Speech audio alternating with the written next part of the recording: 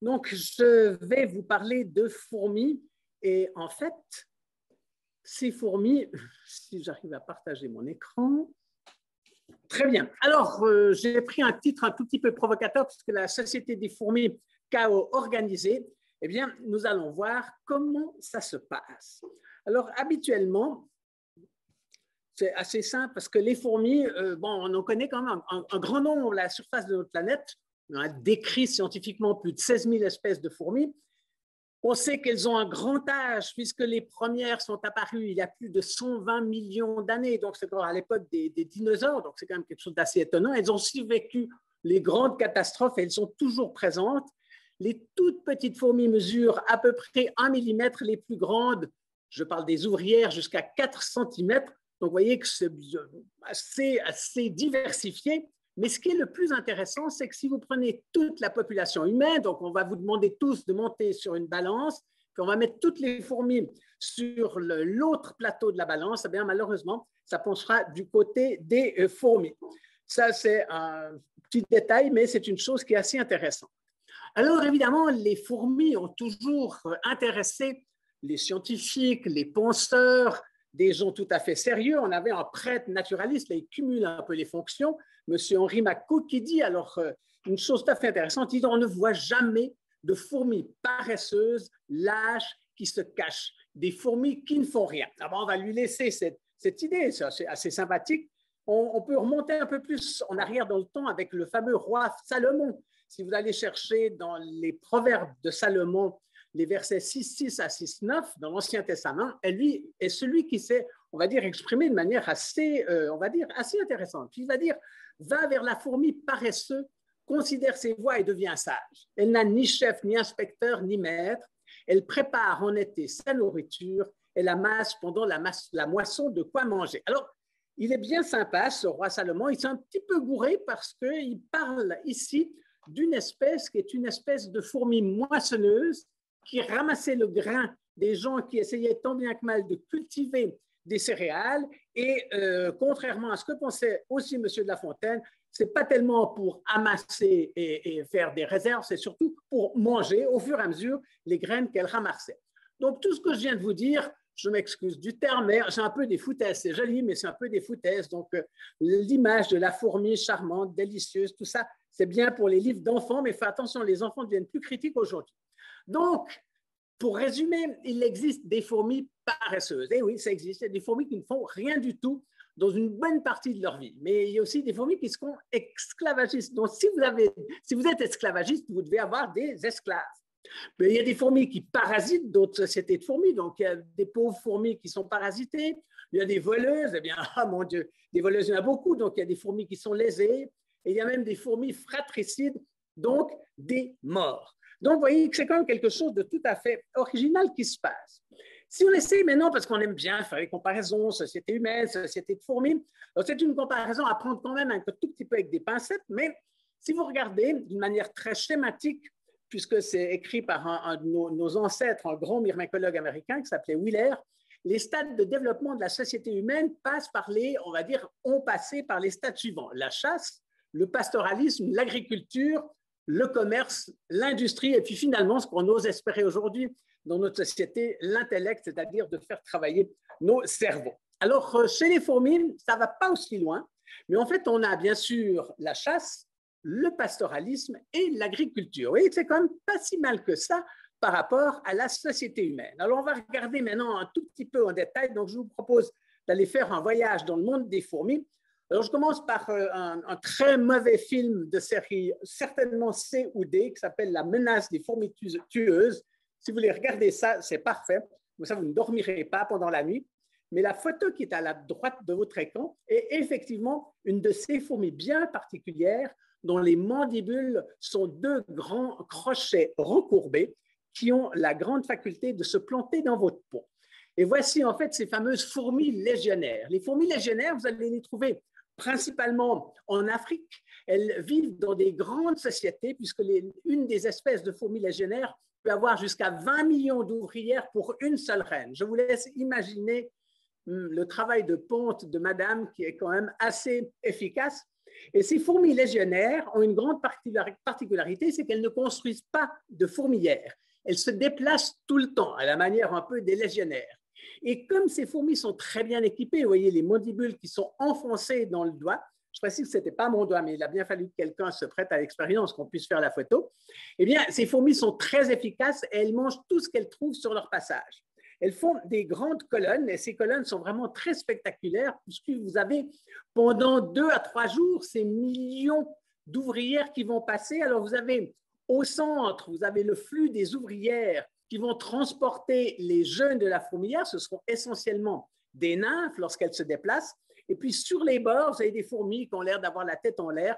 Elles n'ont pas du tout la tête en l'air, elles surveillent ce qu'il se passe et s'il y a quelque chose à manger à proximité, toute la colonne va s'orienter vers la source de nourriture et va la boulotter. Donc, on va dire un pauvre lièvre qui a le malheur de ne pas savoir courir ou de ne plus pouvoir courir, ça mettra à peu près 24 heures pour disparaître.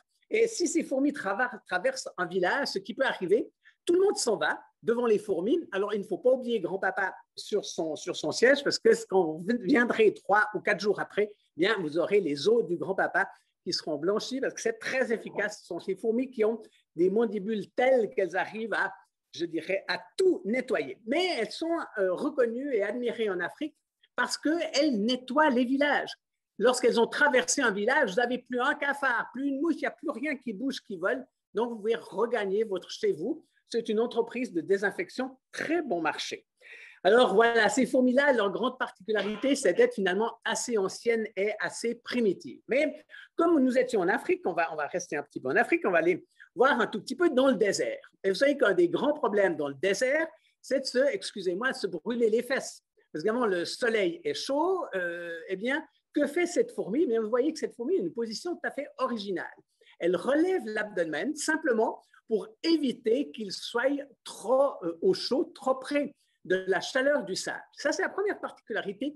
C'est une autre espèce de fourmi, qui s'appelle Cataglyphis, et qu'on va trouver dans le désert tunisien notamment, qui a été beaucoup étudié par des Suisses. Et sa particularité, c'est dans le désert, c'est d'aller chasser des petites proies. Ces fourmis chassent toutes seules. Une part de sa fourmilière, elle va chercher. Alors, elle part un peu au hasard. Vous la voyez, elle tourne à gauche, elle tourne à droite, elle avance, elle recule. Le problème du désert, c'est que s'il y a un petit peu de vent, eh bien, le relief du désert va changer. Là, ce que vous aviez comme une toute petite colline de 3 cm va disparaître au profit d'un creux de 10 cm. Donc, les chercheurs se sont demandé, mais comment fait cette fourmi pour retrouver son chez-soi? Eh bien, je vais vous dire que c'est une fourmi incroyable. Elle va enregistrer ces segments de déplacement. Donc, elle enregistre la durée du déplacement et la direction par rapport au soleil. Donc, elle va peut-être avoir 200 segments au cours de sa promenade et dès qu'elle retrouve une proie, elle intègre tous ces segments et elle retourne directement à sa fourmilière, même si le milieu a été complètement bouleversé par le passage d'une caravane ou bien par un vent de sable. Donc, un moyen de navigation absolument exceptionnel. Mais il y a d'autres fourmis, si nous sommes toujours en Afrique, il y a des fourmis qui se sont spécialisées sur les termites. Alors, vous savez que les termites, bon, on n'en a pas en Suisse, heureusement, mais le termite peut construire des grandes termitières et on pense toujours les termites, oui, on ne les voit pas, mais les termites sont très bien équipés pour se défendre contre, évidemment, les attaques de fourmis. Dans les termites, on a des sous-castes, notamment avec des soldats. Ces soldats sont équipés de mandibules et si une fourmi passe trop près d'un termite, eh bien, elle va perdre une patte, elle va perdre la tête. Donc, ce n'est pas si évident que cela de se lancer à la chasse aux termites. Mais enfin, ces fourmis noires se sont spécialisées dans la chasse aux termites. Et évidemment, qu'est-ce qui se passe? C'est qu'elles vont ramener des termites à leur fourmilière pour s'en nourrir. Mais malheureusement, dans la bagarre, eh bien, il y a certaines fourmis qui vont avoir des gros problèmes parce que les termites leur ont coupé une patte dont le cercle rouge, la photo, je suis désolé, est un petit peu petite, mais il y a une fourmi qui est en train d'être occupée dont s'occupent 2 autres fourmis qu'on peut qualifier d'ambulancières. En fait, ces fourmis vont regarder sur le champ de bataille l'état de celles qui se sont fait attaquer par les termites. Et en fonction du dégât, et alors si vous avez une fourmi, vous voyez, celle-ci vient de perdre 2 parties de pattes, eh bien, les ambulancières vont les ramener à la fourmilière et d'abord, elles vont lécher la partie, le bout terminal de la blessure et en fait, elles vont réparer les ouvrières qui, même en ayant perdu 1 ou 2 pattes, peuvent repartir au combat. Avouez que c'est quand même assez spectaculaire d'avoir, on va dire, un soin pareil dédié à des fourmis blessées. Mais alors, elles sont aussi, alors là, c'est un peu plus triste parce que si vous perdez 3 pattes, là, peu de chances qu'on vous répare, ça ne vaut pas la peine, donc on vous laissera mourir sur le champ de bataille. 2 pattes, c'est bien, 3, c'est pas terrible, mais enfin, quand même, c'est un comportement tout à fait nouveau qui a été découvert chez les fourmis matabellées et qui a fait quand même un peu la une des revues scientifiques. Mais beaucoup de fourmis font aussi la une des revues scientifiques, c'est la fameuse petite fourmi de feu. Pourquoi l'appelle-t-on fourmi de feu? Elle n'allume pas les prairies. Eh bien, je vais vous montrer. Attention, voilà, ça c'est la première photo qui montre simplement la jambe d'un expérimentateur, un pauvre assistant qui ne connaissait pas trop les fourmis de feu et qu'on a envoyé récolter des fourmis. Il était en short, ce qui était une erreur. Donc, vous voyez que ces fourmis ont la grande particularité, c'est de faire beaucoup de piqûres. Un individu peut vous piquer 2 à 3 fois. Donc, si vous avez 50 individus, vous multipliez par 3, ça fait déjà 150 piqûres et elles sont très rapides. Et chaque piqûre correspond à une brûlure. Ça fait vraiment une brûlure au moment de la piqûre. Alors après, on se dit, oui, mais ce n'est pas grave. Ah, oui, c'est relativement grave parce que vous voyez là, alors ça, c'est mon bras. Eh bien, vous voyez sur le bras, cette piqûre va se transformer en une sorte de petite pustule qui va croître à la surface de votre bras, qui va vous gratter pendant à peu près 5 à 7 jours et que vous allez évidemment gratter. Et si vous grattez, ça va s'infecter. Autant vous dire que ces fourmis de feu sont une véritable peste. Et en fait, elles ont une histoire tout à fait étonnante. Ces fourmis ont été en fait introduites dans les années 1920 dans le sud des États-Unis, en Alabama, en venant du Brésil. Alors évidemment, les gens la connaissaient au Brésil, mais au Brésil, elle ne s'est jamais développée. Elle était chez elle, en compétition avec d'autres espèces, donc sans trop se développer. Mais lorsqu'elle est arrivée en Alabama, elle est tombée sur 2 phénomènes. Première chose, c'est tombée sur des Américains. Vous savez que les Américains sont des gens peut-être adorables, mais qui ont on va dire des stratégies tout à fait bizarres, puisque les Américains commandent du gazon. Donc, ils achètent du gazon au mètre et ce gazon est livré. Et en fait, ils ont commandé toujours du gazon dans le sud des États-Unis. Et le sud des États-Unis a livré ces gazons de gauche à droite en Floride, en Caroline, en Nouvelle-Orléans. Et en fait, grâce à ça, en roulant ces tapis de gazon, eh bien, ils ont déplacé les fourmis beaucoup plus facilement que ces fourmis avec un temps beaucoup plus rapide pour envahir, comme vous pouvez le voir ici, l'entier du sud des États-Unis. C'est un peu plus de 15 fois la superficie de la Suisse, ce qui vous laisse imaginer que quand vous êtes dans le sud, eh bien, quand vous avez un champ, une bordure de route, regardez toujours où vous mettez les pieds parce que si vous vous faites piquer par les fourmis de feu, ça pose des problèmes. Il y a chaque année quelques morts. Alors, les morts sont plutôt des nordistes qui viennent jouer au golf dans le sud.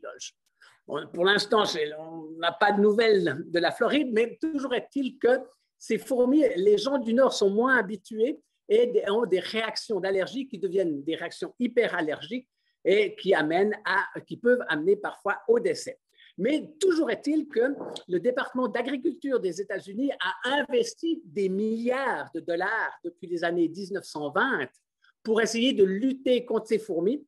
Et puis maintenant, il y a quelques années, ils ont décidé d'arrêter de payer parce que ce qu'ils ont réussi à faire, c'est simplement que les fourmis maintenant sont étalées absolument partout et qu'on n'a plus aucun produit qui soit efficace pour lutter contre ces fourmis. Sauf peut-être l'eau chaude, hein, ce qui est un moyen assez original, c'est de vous percer la fourmilière avec un tube dans lequel vous versez de l'eau bouillante et puis il faut se mettre à la bonne hauteur pour être sûr d'arriver à l'endroit où se trouve la reine. Mais vous voyez que ce n'est pas avec cette technique-là que vous arriverez à vous débarrasser de cette fourmi. Elle a aussi une particularité qui est absolument étonnante. Regardez, aux États-Unis, vous savez que de temps en temps, le Mississippi déborde, on a des inondations dans le sud des États-Unis, et ces fourmis arrivent à quitter les zones inondées en créant un radeau. Ce que vous voyez au milieu de l'écran, c'est juste une masse de fourmis. Il y a des petites zones un petit peu plus blanches. Eh bien, ces zones un peu plus blanches, eh bien, ce sont les larves et les nymphes, les œufs qui sont regroupés. Tout au milieu se trouve la reine et les ouvrières se tiennent les unes aux autres et ça fait un radeau flottant. C'est un système absolument génial parce que grâce à ça, eh bien, vous arrivez à vous déplacer et vous recoloniser très facilement de nouveaux territoires puisque vous avez la reine avec vous, les jeunes qui sont là.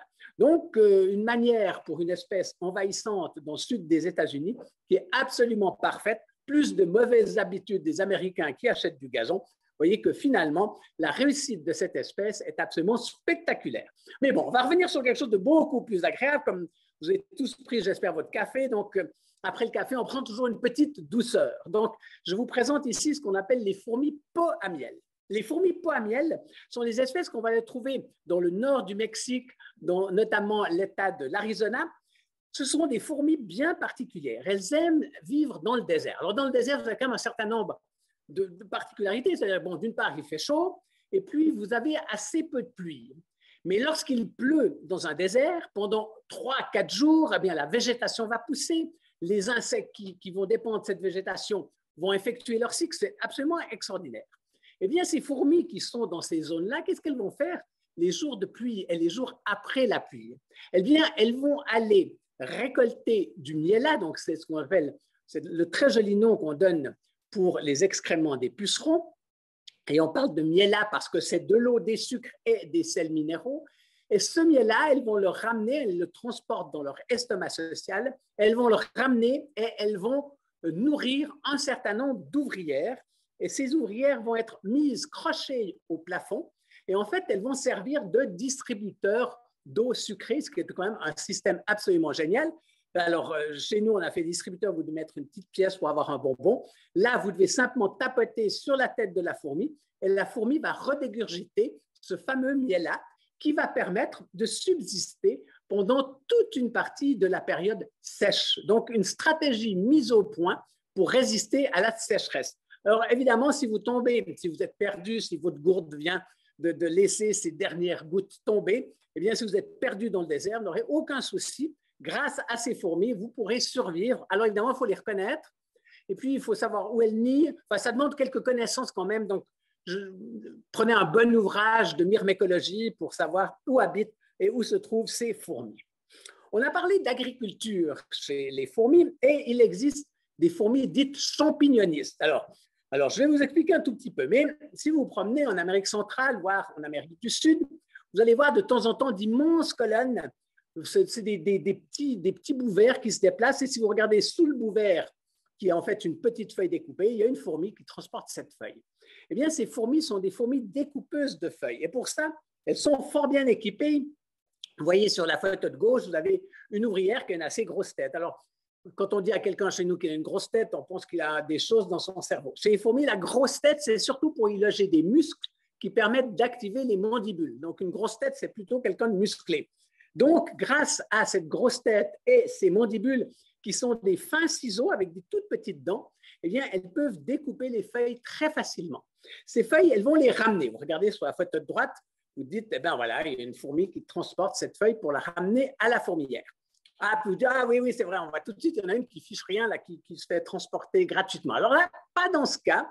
Dans ce cas-là, la fourmi qui est sur la feuille est une fourmi qui est là pour surveiller si certaines mouches parasites ne viennent pas pondre sur la fourmi qui est en train de transporter sa feuille. Donc, c'est un système d'assistance, un peu le TCS de la fourmi qui surveille la fourmi qui est occupée à transporter la feuille, qui ne peut pas se débarrasser d'un parasite. Et c'est celle qui est sur la feuille qui fera ce travail-là. Donc, on va ramener des feuilles.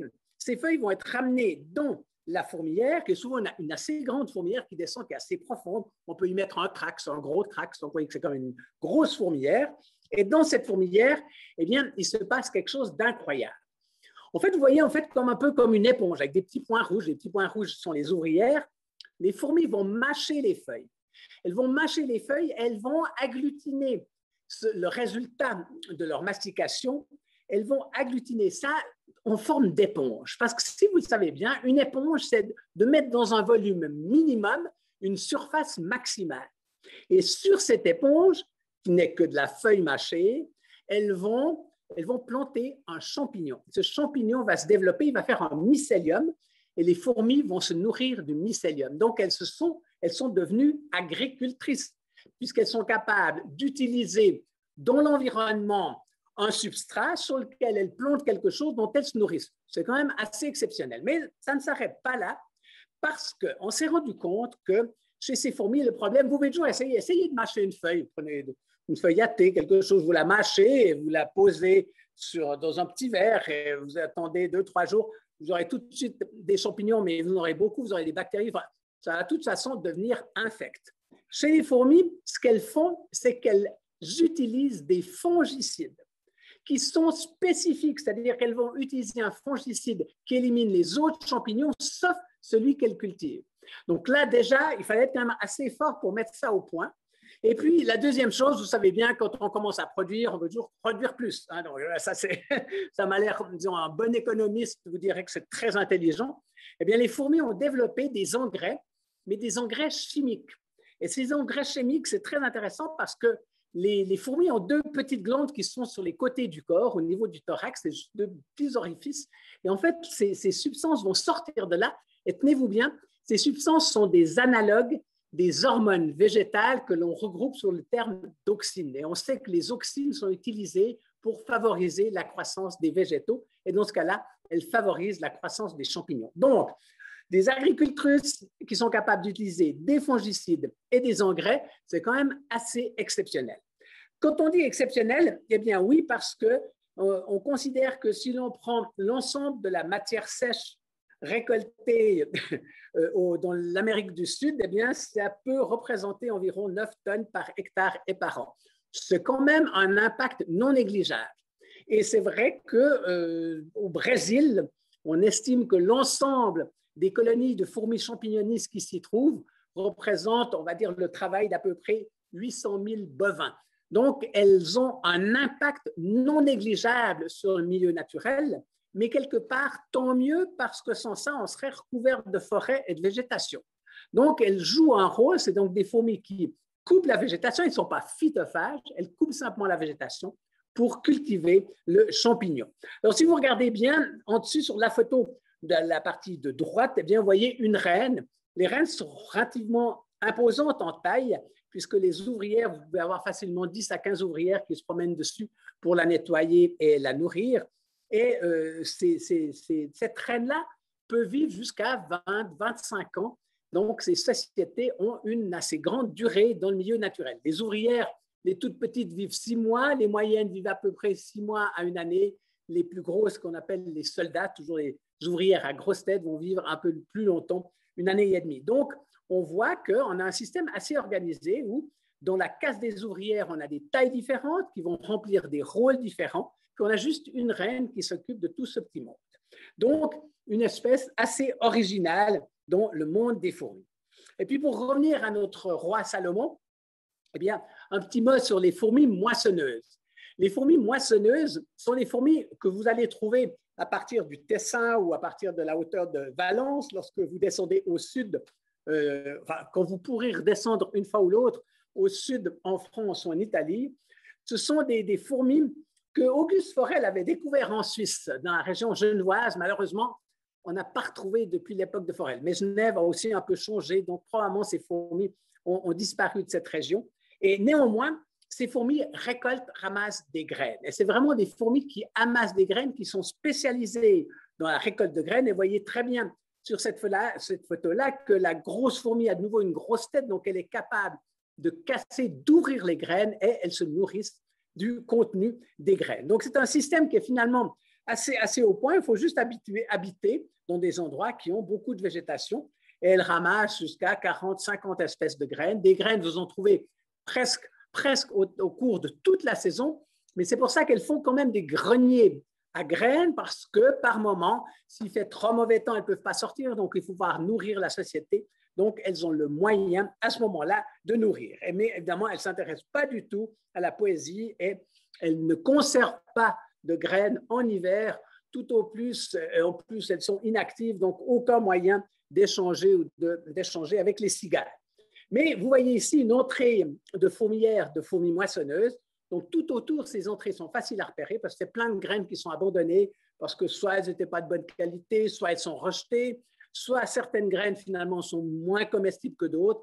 Donc, on va les retrouver à côté de l'entrée de la fourmilière, qui a un simple trou qui est à peu près au milieu de la photo.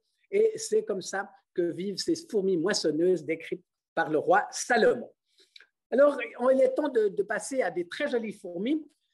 Si vous avez été un peu attentif, l'année passée, il y a 2 ans, on a parlé des 200 ans de la Société vaudoise des sciences naturelles.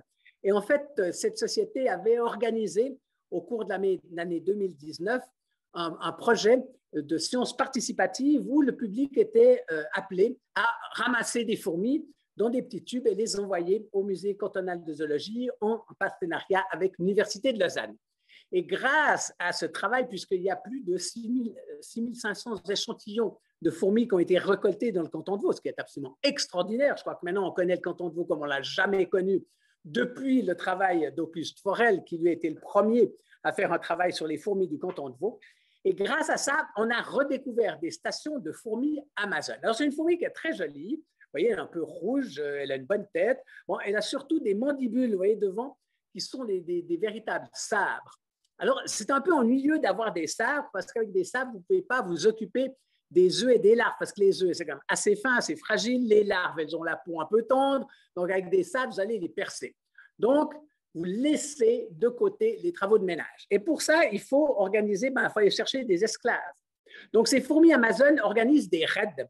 Et là, vous avez le retour d'un raid, c'est-à-dire que ces fourmis vont choisir une autre espèce de fourmi, vous allez voir comment elle est.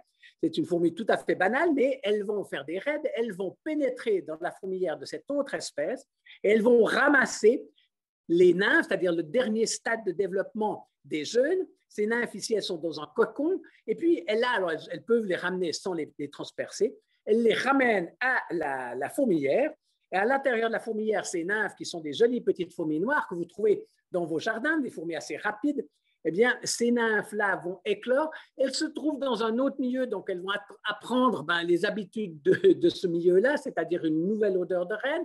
Mais bon, comme jusqu'à présent, elles n'avaient pas travaillé, on les avait surtout nourries, donc elles vont immédiatement se mettre au travail. Donc, elles vont travailler pour les fourmis Amazon. Donc, vous avez là un véritable esclavagisme parce que tous les travaux d'intérieur, c'est-à-dire s'occuper des œufs, donner la nourriture, nettoyer la fourmilière, etc., tout ceci sera fait par ces, on peut les appeler femmes de ménage de luxe, puisque ce sont des fourmis au service de la société. Alors évidemment, comme vous n'avez pas, ces ouvrières vont mourir au cours du temps, eh bien les fourmis Amazon vont refaire un raid pour aller chercher de nouveaux esclaves. Et finalement, ça marche assez bien. Alors on se pose toujours la question, évidemment, comment les fourmis font pour se battre. Alors, la stratégie c'est une stratégie très, très simple pour les fourmis. Si vous êtes plus nombreux et si vous êtes à peu près 8 contre 1, vous avez gagné. Que vous soyez grand ou petit, ça ne change rien, vous avez gagné puisque, vous le voyez ici sur cette photo, la fourmi qui est attaquée, la noire, est relativement plus grande que les autres fourmis, mais vous voyez que les autres fourmis s'attaquent d'abord à tous les appendices, c'est-à-dire les antennes et les pattes. Donc, il y a 3 paires de pattes, ça fait 6, plus une paire d'antennes, ça fait 8.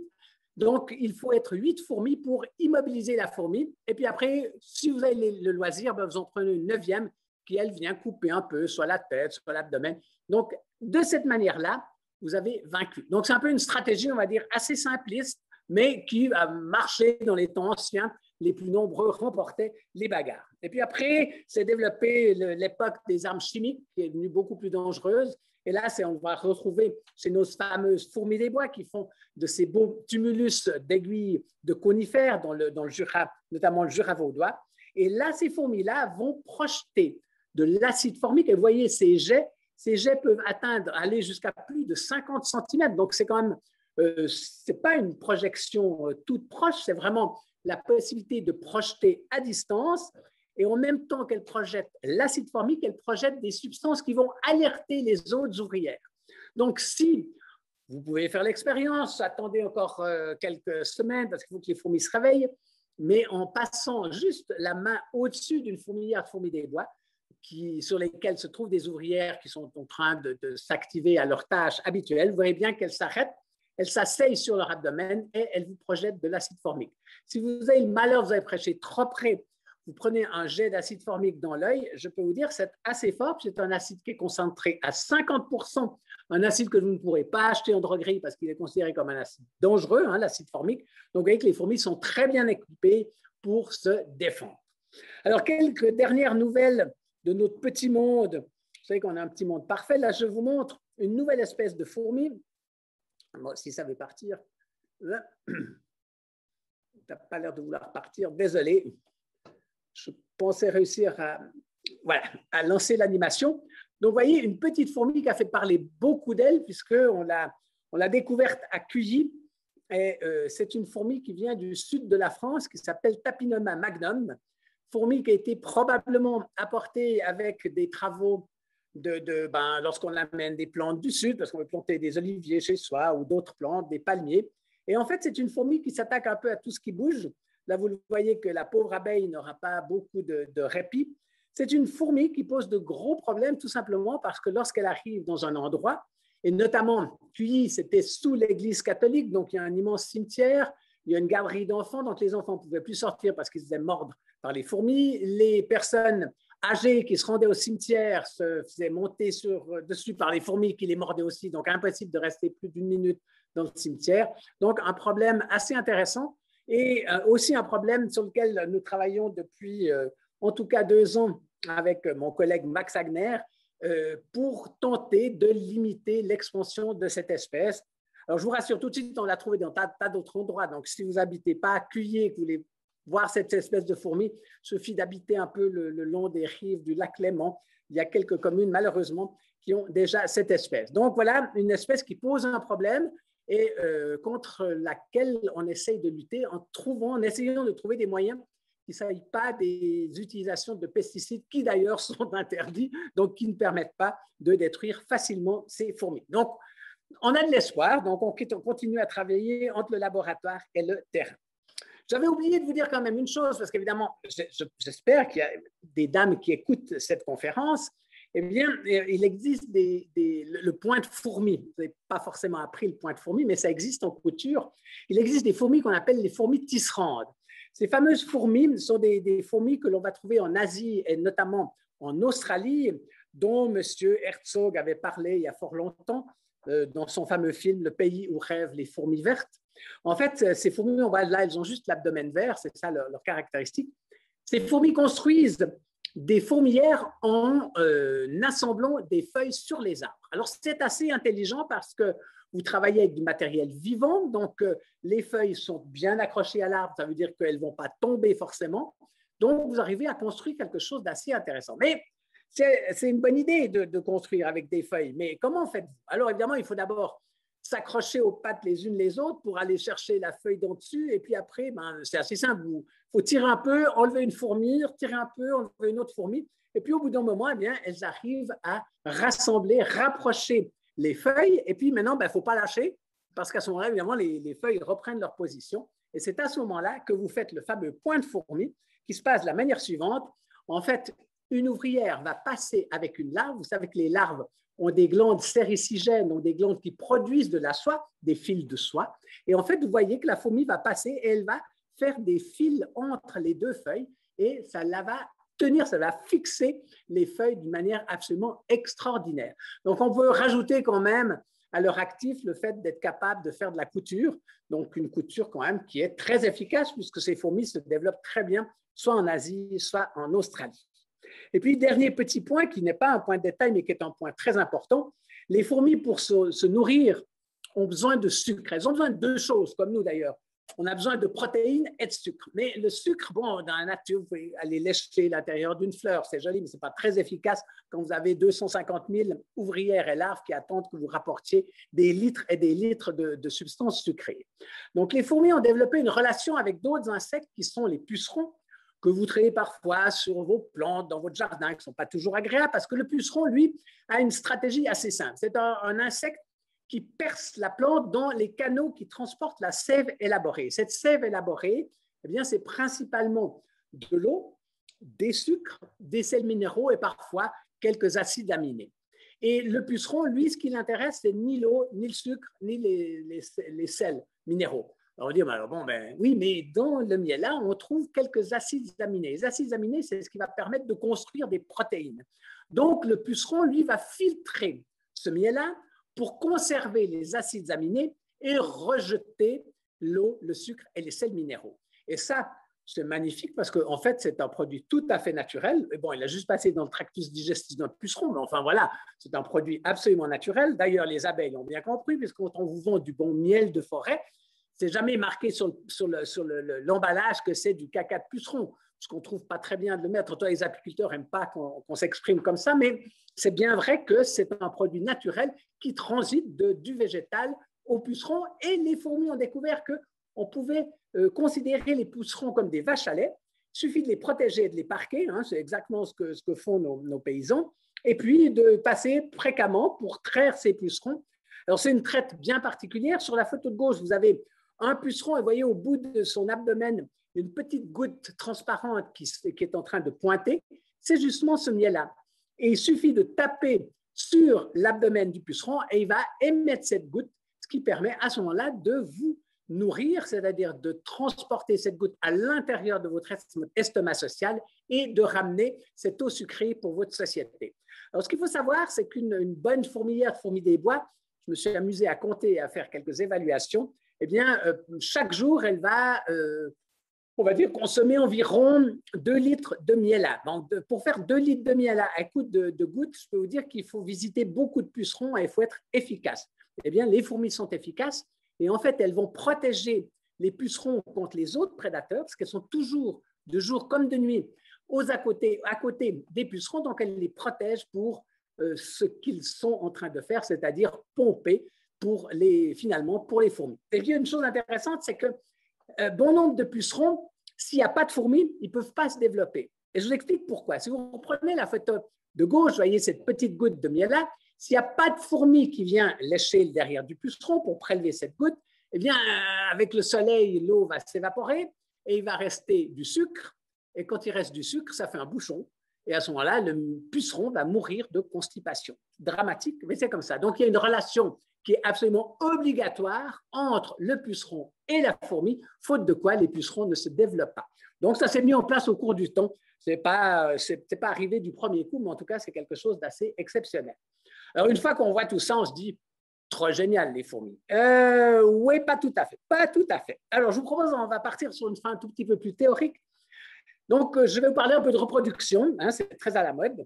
Donc, si vous prenez la reproduction chez l'être humain, c'est assez simple, avec des cellules germinales que vous trouvez dans les testicules ou bien dans les ovaires, et puis elles vont se diviser, une division bien particulière qui fait qu'on va se retrouver d'un côté avec des spermatozoïdes et de l'autre côté avec des ovules. Et puis, habituellement, ce qui se passe, c'est que le spermatozoïde va rencontrer l'ovule et on a une cellule œuf qui va donner un embryon. Ça, c'est un schéma très classique, ça se passe depuis des millions d'années. Donc, tout le monde le connaît, on ne va pas y revenir. Seulement, chez les fourmis, les guêpes et les abeilles, ça ne se passe pas du tout comme ça. Pour la simple raison, c'est que les mâles sont des demi-portions. Alors, je m'explique, demi-portions, restons polis, mais les mâles n'ont qu'un seul jeu de chromosomes, alors que les femelles ont 2 jeux de chromosomes. Nous, êtres humains, nous avons tous dans nos cellules 2 jeux de chromosomes, sauf dans nos spermatozoïdes ou, respectivement, nos ovules. Alors ça pose un grand problème. Alors, c'est vrai que si on regarde les conséquences, en prenant déjà les conséquences chez l'être humain, si vous avez des enfants, vous serez apparenté à 50% avec vos descendants, d'accord? Puisque vous avez amené la moitié du matériel génétique, ce qui est normal. Si vous avez des neveux, vous serez apparenté plus qu'à 25% avec vos neveux, et ainsi de suite. Mais tout ceci va conditionner le comportement que l'on a et la relation que l'on a, ces comportements sociaux que l'on a au sein d'une famille de gens qui se reconnaissent. Alors, chez les fourmis, c'est un tout petit peu différent. La reine, elle, lorsqu'elle pond un œuf qui est fécondé, eh bien, elle sera apparentée à 50% avec ses filles, comme chez nous, tout à fait normal. Les mâles, eux, ils n'ont pas de papa. Tout simplement parce que les mâles, ils naissent d'œufs non fécondés. La reine pond des œufs non fécondés. Et à ce moment-là, un œuf non fécondé, ça donne un mâle, mais la femelle est apparentée à 50% avec son descendant. Donc, jusque-là, tout est normal. Mais où ça change un tout petit peu, c'est que la relation de parenté entre les sœurs, entre les ouvrières, elle est plus élevée que 50%. Si chez les mammifères, majoritairement, on trouve ce 50% entre les enfants, parents, enfants, enfants, enfants, eh bien, ici, il s'avère que les ouvrières entre elles sont apparentées à 75%. Ça dépasse ce qui existe dans la nature pour la majorité des espèces. Et puis, évidemment, pour les mâles, plus que 25%. Donc, en gros, il vaut mieux s'occuper de ses frangines que de ses frangins. Donc, alors, c'est évidemment, c'est un peu dramatique. Et j'ai un collègue français qui s'appelle Luc Passera, qui a beaucoup travaillé là-dessus. Et sur la petite photo, qui est la photo de gauche, en fait, ce conflit-là est résolu par le cannibalisme, c'est-à-dire que les ouvrières élèvent ces mâles, puis à un moment donné, eh bien, elles vont les boulotter. Parce qu'il n'y a pas besoin d'avoir trop de mâles, puisque vous êtes peu apparentés. Donc, vous les prendre comme sorte de garde-manger. Vous élevez les mâles pour avoir un garde-manger. Vous en gardez quelques-uns pour la reproduction, mais vous les boulottez pour les garde-manger. Donc, en fait, cette société de fourmis qu'on dit, oui, elle est parfaite, etc., ben, en fait, il y a des conflits. Alors, ces conflits, eh bien, le premier conflit, c'est que la reine, elle a intérêt que il faut produire presque plus de mâles que de femelles. Mais dans le monde normal, hein, je ne dirais pas des insectes sociaux, eh bien, on produit autant de mâles que de femelles. Comme ça, on est sûr que la production, la reproduction est assurée. Mes ouvrières, elles disent c'est pas terrible ça, parce que des mâles, on a besoin d'un petit peu, mais on n'a pas besoin de beaucoup. On peut en garder un petit quart. Et puis nous, on produit plutôt des princesses, des futures reines. Donc, on va plutôt produire, aider à élever les descendants de notre mère, ces descendants avec lesquels on est plus apparenté. Donc, vous voyez que la pauvre reine essaie de faire un truc, les ouvrières en font un autre. Donc, finalement, on est dans une société qui ne marchera que par le compromis. À mon avis, la Suisse est un bel exemple pour les compromis, mais vous voyez que même au sein de la reproduction chez les insectes sociaux, ce n'est pas si joli que ça, puisqu'il y en a qui font pas ce que font les autres, et que finalement, la plupart de ces équilibres résultent de soit on reconnaît les œufs et on les élimine tout de suite, les œufs mâles sont reconnus et sont bouletés tout de suite, soit on les garde comme garde-manger, mais finalement, les mâles n'ont pas le beau rôle. En plus, une fois qu'ils arrivent au stade adulte, on les éjecte de la fourmilière puisqu'ils vont servir à la reproduction. Ils vont vivre quelques jours à l'extérieur parce qu'ils sont incapables de se nourrir tout seuls. Ils vont assurer la reproduction et la jeune reine qui sera fécondée, elle aura une super vie parce qu'elle va vivre, s'il n'y a pas trop de soucis, jusqu'à 25, 28, même 30 ans, ce qui est quand même absolument génial pour un insecte de, on va dire, moins d'une dizaine de millimètres, ce qui est tout à fait spectaculaire. Alors, avec ça, je termine par un exemple qui est quand même l'aboutissement extrême de la socialité. Vous voyez qu'on peut arriver à des choses un peu bizarres. Vous avez ici sur ce cliché une reine d'une espèce tout à fait banale. Là, c'est la grande fourmi que l'on voit, qui s'appelle Tetramorium kespitum. C'est une reine qui vit sous les rochers, un peu partout. Chez nous, on la trouve, elle fait des petits nids de terre, mais dès qu'on monte un peu en altitude, il suffit de tourner des cailloux, petite fourmi noire. Et en fait, c'est un Suisse qui est un élève d'Auguste Forel, qui s'appelait Heinrich Kutter, qui a découvert ceci dans la région de Sassfee. Il passait toutes ses vacances à Sassfee parce qu'il allait récolter des fourmis. Je ne vous dis pas, ses enfants n'en pouvaient plus des fourmis, puisqu'ils passaient toutes leurs vacances à Sassfee. C'était peut-être joli, mais peut-être pas si sympathique que cela. Mais néanmoins, en tournant des centaines de cailloux, il est tombé sur cette scène-là. Donc, vous avez une reine de Tetramorium kespitum et sur le dos de cette reine, vous avez une colonie d'une fourmi et cette colonie, elle se réduit à une reine. Vous voyez, c'est celle qui est à l'arrière sur votre droite avec ce gros abdomen un peu jaune. C'est une reine qui pond 1 ou 2 œufs. Et puis à gauche, ben, vous avez une future reine. Et puis avec les ailes, vous avez un mâle. Donc c'est une société où les ouvrières ont complètement disparu. Donc si vous voulez, c'est de pousser la socialité à l'extrême. Vous n'avez plus d'ouvrières, mais évidemment, vous ne pouvez vivre qu'en parasite. Et évidemment, de cette petite fourmi-là, on n'a que 3 stations connues en Europe. Autant dire que c'est une rareté. Alors, je termine avec les technologies. Je termine cet exposé en vous signalant un livre de ma collègue Cléo Bertelsmeyer, qui a été engagée comme prof assistant il y a quelque temps au département d'écologie et d'évolution de l'Université de Lausanne, qui a écrit un bouquin savoureux qui s'appelle Les guerres secrètes des fourmis, sexe, meurtre et invasion territoriale. Il y a beaucoup de choses dont je vous ai parlé aujourd'hui qui se retrouvent dans cet ouvrage et qui vous permettent d'aller un petit peu plus loin. Mais j'ose espérer qu'en sortant, bon, il y a la bise est encore un peu là, mais en sortant de chez vous, dans les jours qui viendront, dès que la température remontera, vous regarderez les fourmis avec un œil un petit peu différent. Je vous remercie de votre attention.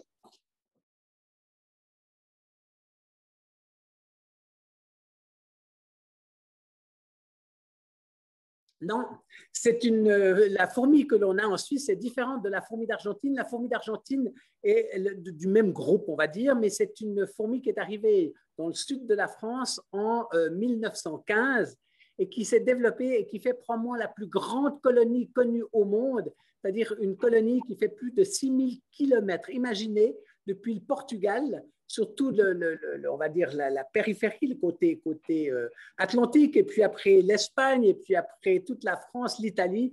C'est une fourmi qui s'est installée, qui a envahi cette fourmi d'Argentine.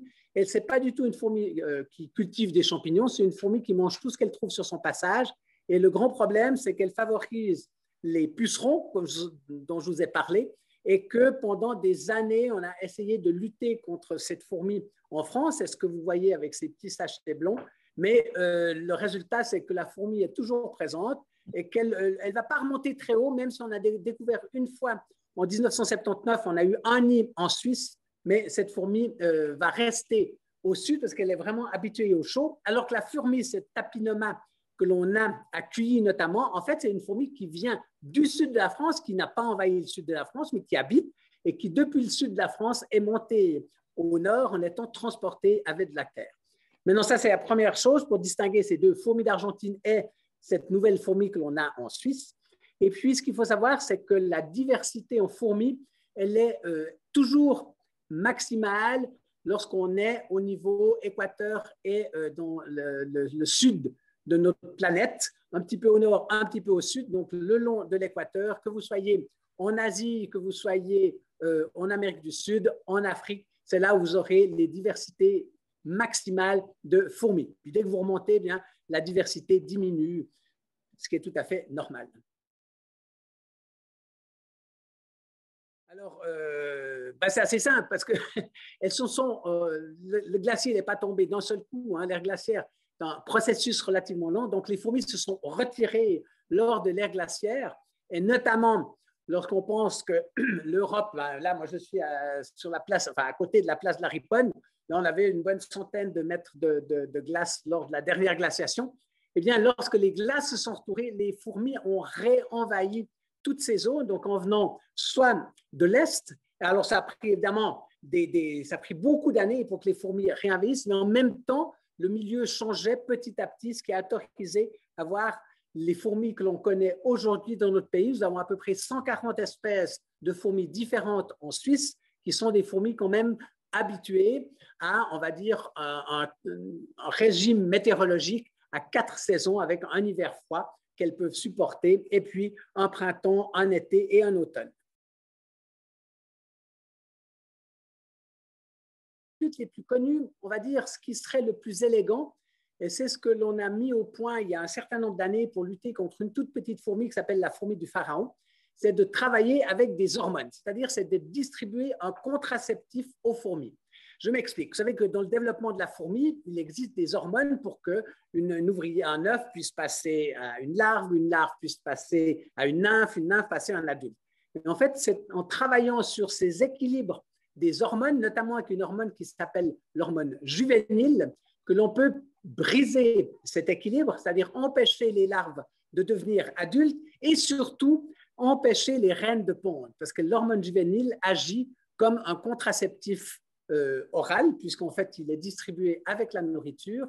Et de cette manière-là, on peut contrôler les sociétés de fourmis. Alors, si ça paraît très élégant comme méthode, c'est une méthode qui a été beaucoup utilisée pour lutter contre une toute petite fourmi qu'on trouve dans les habitations, qui s'appelle la fourmi du pharaon. En revanche, pour cette fameuse fourmi Tapinoma, on a essayé en laboratoire avec quelques résultats. Le problème, c'est qu'elles sont beaucoup trop abondantes, donc ça dilue beaucoup trop le produit et le produit n'arrive que rarement jusqu'aux reines. Et malheureusement, pour l'instant, ce n'est pas la meilleure des techniques que l'on ait pour lutter contre cette fourmi. Alors, je vais vous dire, il y a une méthode qui ne coûte pas trop cher. La méthode la meilleure marché, c'est de prendre un peu de temps pour faire de l'observation. Donc, si vous regardez d'où viennent vos fourmis, parce qu'elles ont un point d'entrée, elles viennent de l'extérieur. Et puis, une fois que vous avez ce point d'entrée, elles font des petites routes. Donc, c'est de mettre à l'extérieur, juste à l'entrée de votre habitation, c'est de nourrir les fourmis avec quelque chose de bien. Et quelque chose de bien, ça peut être du miel suisse. Hein. Ne prenez pas du miel chinois parce que lui, il est un peu trafiqué. Donc, c'est de prendre du miel suisse que vous diluez légèrement avec de l'eau pour pas qu'il soit cristallisé, qu'il reste liquide. Vous prenez un tout petit bout de papier d'aluminium, vous faites une toute petite écuelle avec pas trop de bord, et puis vous nourrissez les fourmis. Parce qu'au début du printemps, lorsque les fourmis se réveillent, en fait, elles vont chercher, elles ont besoin un peu de se nourrir, elles ont besoin de nourriture. Le problème, c'est que souvent dans les jardins, la nourriture n'est pas forcément disponible. Donc, à ce moment-là, si vous les nourrissez et vous contrôlez, donc il faut les nourrir pendant plusieurs jours en contrôlant chaque jour la qualité de votre nourrissage, à ce moment-là, vous pourrez éviter probablement à ce que les fourmis pénètrent dans votre habitation. Mais si ça ne marche pas, parce que pour X raisons, les fourmis sont, voilà, elles insistent parce qu'elles sont trop nombreuses. En principe, dès qu'il fera beau et chaud, d'ici 3 semaines, elles vont ressortir et puis elles ne reviendront qu'à l'automne. Donc, vous pourrez passer une saison fin du printemps, été et début de l'automne sans trop de soucis avec les fourmis. Mais si vous achetez une petite boîte, vous avez l'impression que vous avez gagné, mais ça ne sert pas à grand-chose. Donc, la petite boîte ne nous apporte pas de bons résultats. Donc, vous pouvez laisser les fourmis. Mais les nourrir, c'est une stratégie qui peut marcher.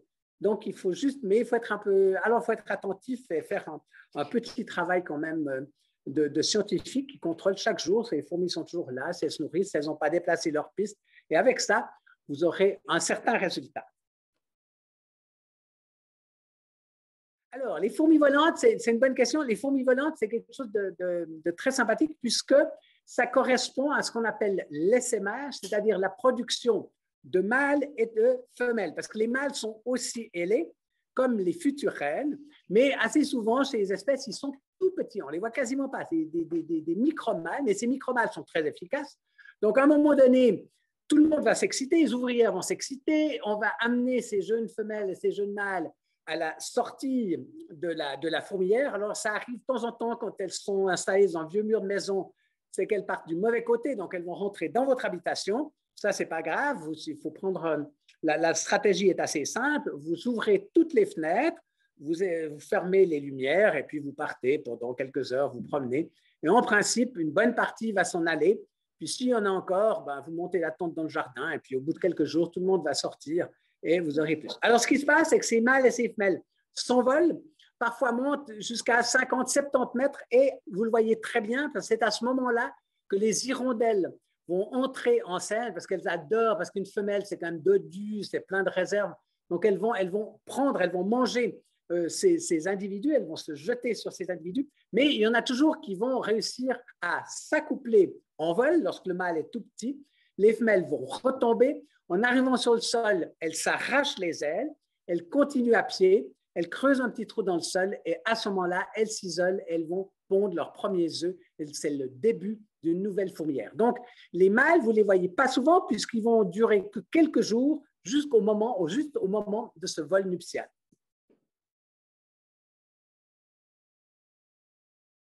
Alors, dans la région d'Interlaken, vous avez observé des fourmis sur probablement une fourmilière de fourmis des bois, des tas d'individus qui se rassemblaient.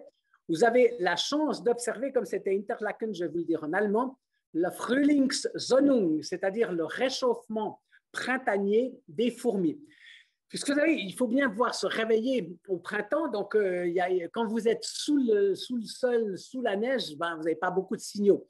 Alors, ce qui se passe dans ces fameuses fourmilières de fourmis des bois, c'est que dans la partie supérieure de la fourmilière, celle qui sera dégagée de la neige assez rapidement, il y a des vieilles ouvrières qui sont là, qui ont passé l'hiver, qui peuvent être congelées, dégelées, elles résistent très bien à cela. Et puis, dès que le sommet est réchauffé, elles viennent à la surface. Comme ces ouvrières sont foncées, elles vont capter quelques calories sur la surface du corps, elles redescendent à ce moment-là tout au fond de la fourmilière et elles vont réchauffer les ouvrières qui, elles, vont remonter et venir faire cette sorte de réchauffement printanier qui peut durer 8-10 jours, ça dépend des conditions. Et les ouvrières ont besoin de ces coups de soleil pour retrouver leur activité printanière et démarrer la saison. Alors, c'est tout à fait normal. Donc, à ce moment-là, avec un peu de chance, on peut regarder parce que les reines viennent aussi à la surface pour s'activer. Donc, un comportement tout à fait particulier des fourmis des bois et elles se réchauffaient. Vous avez raison, vous dites, c'est comme si les insectes se réchauffaient. C'est absolument ça. Les fourmis rouges Alors, on va faire un tout petit peu de systématique, c'est assez simple. Donc, si vous prenez fourmi noire, fourmi rouge, c'est pas bon, vous oubliez. Alors, ce qu'il existe, il existe chez nous des fourmis qui ont un aiguillon et des fourmis qui n'ont pas d'aiguillon. Ça, c'est la grande différence. Il y a des fourmis qui peuvent que vous mordre, puis d'autres, il y a des fourmis qui peuvent vous mordre et vous piquer. Alors, les fourmis, parmi les fourmis qui peuvent vous mordre et vous piquer, il y a bien sûr les fourmis rouges. Mais il y a des fourmis noires qui vous piquent aussi. Donc, en gros, la moitié des fourmis, des espèces de fourmis en Suisse sont des fourmis qui piquent et l'autre moitié sont des fourmis qui ne piquent pas. Alors, ça veut dire qu'il y a à peu près 60, un peu plus de 60 espèces de fourmis avec un aiguillon. Certaines espèces sont en danger, mais en fait, ces espèces-là sont des espèces souvent assez discrètes parce qu'on va les trouver plutôt sous des pierres. Il y en a une qui est très sympathique que j'appelle la fourmi pique-nique. C'est si vous allez dans le Jura et que vous faites un pique-nique et que vous voulez vous asseoir sur une pierre, c'est toujours une erreur dans le Jura. Il ne faut jamais s'asseoir sur une pierre. Il faut d'abord faire le tour de la pierre. Vous regardez si vous ne voyez pas une petite couche de terre noire qui est bien remuée autour de la pierre. Ça veut dire que là-dessous se trouve une fourmi. C'est la plus grande des fourmis avec aiguillon de Suisse.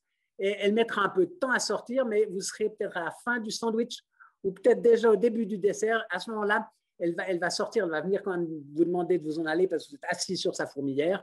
Et si elle pique, c'est l'équivalent d'une piqûre de guêpe. Donc, c'est la plus, on va dire, celle qui est la plus violente chez nous, mais c'est encore loin d'une fourmi de feu américaine. Donc, on peut supporter une petite piqûre et vous pouvez vous asseoir dans l'herbe. Là, elles ne vont pas venir vous piquer. Mais bon, vous pouvez aussi vous asseoir sur une autre fourmilière qui, elle, dérangée, viendra aussi, pourra peut-être aussi vous piquer. Donc, moitié des espèces piquent, l'autre moitié pas.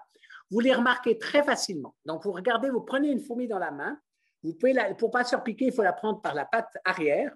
C'est tout simple. Prenez par la patte arrière. Vous pressez bien vos doigts comme ça. Vous avez la peau tendue. Et là, elles n'arrivent pas à sortir l'aiguillon. Et puis, vous regardez entre le thorax et l'abdomen. Si vous voyez une petite écaille dressée qui est assez visible entre le thorax et l'abdomen, c'est une fourmi qui n'a pas d'aiguillon. Et si vous voyez deux petites boules qui sont l'une à côté de l'autre entre le thorax et l'abdomen, c'est une fourmi qui a un aiguillon et une fourmi qui pique. À ce moment-là, vous avez le temps de la relâcher et de la laisser. Ben, la reine, c'est en fait l'individu. Alors, on a donné le terme de reine, ce qui est quand même un petit peu bizarre parce que on va dire simplement, c'est un individu reproducteur. C'est-à-dire, c'est l'individu qui a été fécondé par un ou plusieurs mâles, qui va accumuler des spermatozoïdes pour, on va avoir plusieurs dizaines d'années parfois, et qui va donc produire des mâles et des femelles. Et puis, dans les femelles, ben, il y a des ouvrières et il y a des futures reines. Et puis, quand c'est des mâles, eh bien, il y a bien sûr des nouveaux mâles. Et ce qu'il faut bien savoir, c'est que sans reine, il peut se produire aussi que les ouvrières, ça existe chez certaines espèces, puissent se reproduire. C'est assez compliqué, c'est ce qu'on appelle une parthénogenèse un petit peu particulier, donc ça existe aussi. Mais habituellement, on trouve un peu classiquement, on a toujours pensé qu'il y a une reine et des ouvrières. Il y a beaucoup, la moitié des espèces de fourmis, c'est beaucoup de reines et beaucoup d'ouvrières. Donc, c'est le partage du pouvoir et je n'ai jamais vu que les reines partageaient le pouvoir. En tout cas, en Angleterre, ça n'a pas l'air d'être le cas. Donc, je pense que vous pouvez laisser tomber le côté reine et parler d'individus reproducteurs femelles. C'est un peu plus correct et c'est vraiment celle qui produit les descendants.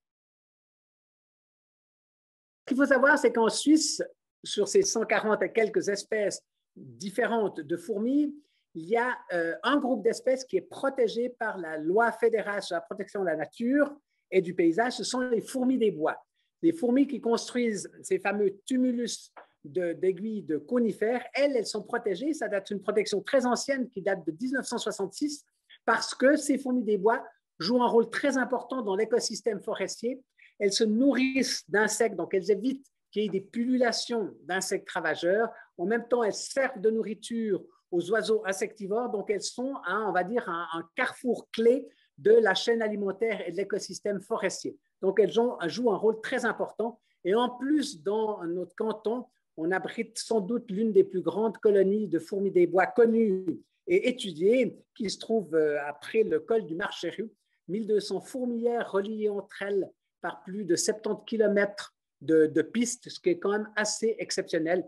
On a fait des estimations, donc je sais pas, 150 millions d'individus avec 30 000. Enfin, c'est juste les chiffres deviennent vite un peu fous, mais c'est quand même quelque chose d'extraordinaire qui semble indiquer que même si le Jura vaudois, et on dit, ouais, mais c'est forêt, d'épicéas, c'est un peu triste, c'est un milieu absolument magnifique. Ah, il y a encore une question concernant Laurent Keller. Ah ben, Laurent Keller, j'ai beaucoup d'admiration pour lui, parce que c'est un homme extraordinaire. En fait, c'était mon premier doctorant. Donc, en fait, il a commencé sa thèse, ici, je peux voir le Palais de Rumine. Donc, il a commencé sa thèse quand j'étais conservateur au musée de zoologie du Palais de Rumine. Donc, c'est ici qu'on a commencé à faire des élevages de fourmis d'Argentine qui, on a eu quelques soucis. Laurent était tout à fait original, hein, il est resté d'ailleurs.